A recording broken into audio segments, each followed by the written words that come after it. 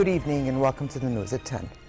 His Majesty King Abdullah, currently on a working visit to the United States, held a series of meetings with U.S. Congress leaders and committees in the presence of Her Majesty Queen Rania. The meetings focused on means to forge closer cooperation between Jordan and the United States in various fields, economic reforms being implemented by Jordan to stimulate economic growth, as well as means to address challenges facing Jordan due to regional crises. His Majesty also held separate meetings with U.S. Defense Secretary James Mattis, Senior Advisor to U.S. President Jared Kushner, and members of the American-Israel Public Affairs Committee. The meetings dealt with efforts to advance the peace process between Palestinians and Israelis and current developments in the region. His Royal Highness Crown Prince Hussein attended a military drill carried out by the Ja'far bin Abi Talib 39th Mechanized Battalion, one of the Princess Alia 48th Mechanized Brigade units. The Crown Prince was welcomed in the field by Chairman of the Joint Chiefs of Staff, Lieutenant General Mahmoud Frihat, the Northern Military Zone's commander, and other top officers. After a briefing by the battalion's commander on its tasks and duties, Prince Hussein watched a live fire exercise involving all types of combat weapons used in urban areas, as well as freeing hostages.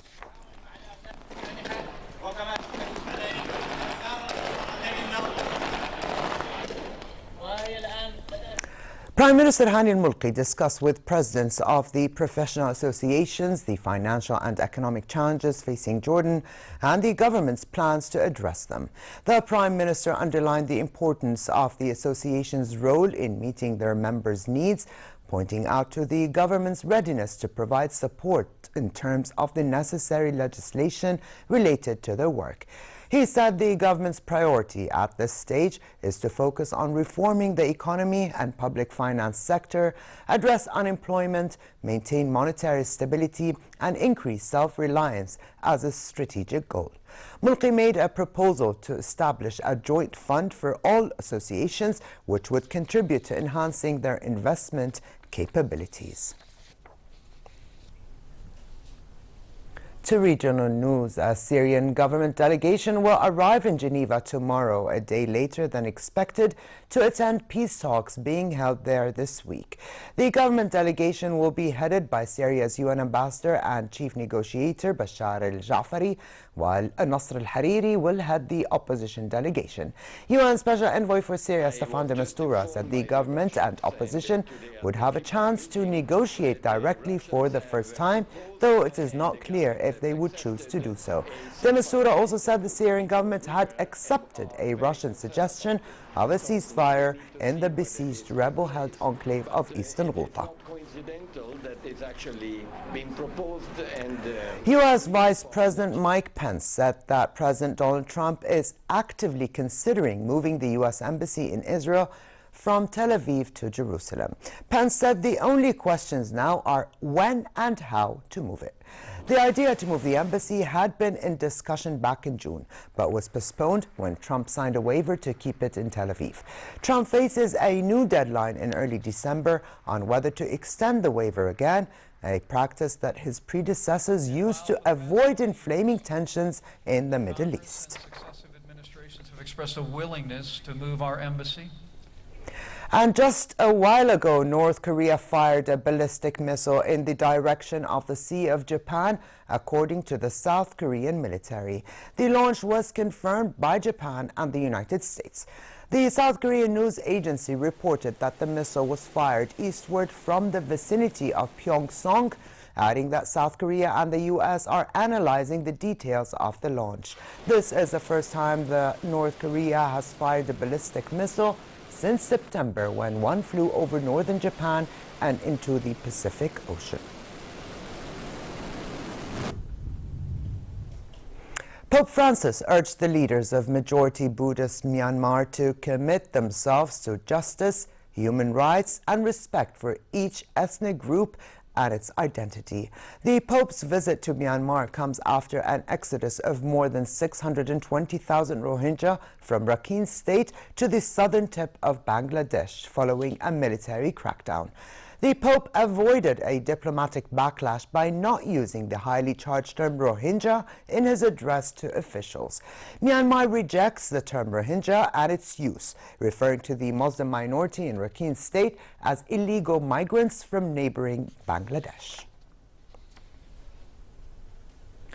Tall columns of ash continued to churn out from the 3,000-meter Mount Agung in Bali, Indonesia, as the holiday island prepared for an imminent eruption. Authorities said 100,000 residents living near the volcano had been ordered to get out of an 8 to 10-kilometer exclusion zone. Thousands of tourists were also stranded as Indonesia kept the main international airport on Bali closed for a second day, with the transport ministry saying the air hub will remain shuttered until tomorrow.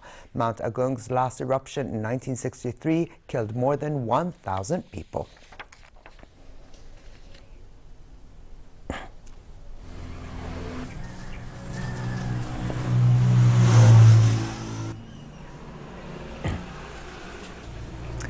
It is the fastest creature in the animal kingdom, and now a cheetah has taken on a fully electric race car in a head-to-head savannah. An incredibly rare 14.93 carat fancy vivid pink diamond known as the Pink Promise was sold at Christie's Hong Kong for $32 million. The oval stone, described by Christie's as the Picasso of the pink diamond world, sold after a 3-minute contest, falling short, though, of shattering a world auction record. It was estimated to sell for as much as $42 million. Pink diamonds are considered among the rarest and most valuable gemstones in the world.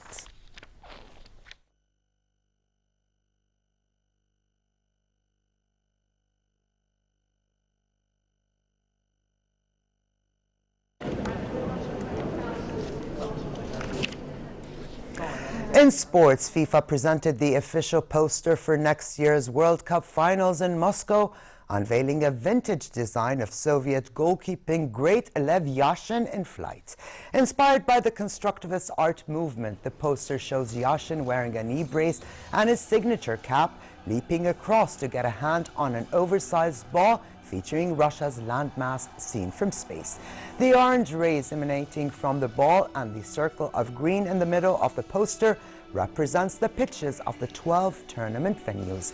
Yashin, who died in 1990, competed in 4 World Cups in 1958, 1962, 1966 and 1970, and is the only goalkeeper to have won the Ballon d'Or award.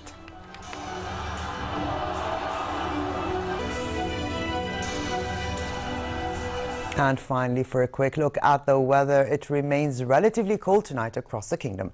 As for tomorrow, relatively pleasant conditions are in the forecast with a high of 17 degrees Celsius in Amman, dropping down to 7 at night. Further south in the Gulf of Aqaba, warm conditions prevail with mercury levels at 25 degrees, sliding down to 12 at night. And with this, we come to the end of this edition of the news. I'm Ali At Tuqan. Thank you for joining us and have a good night.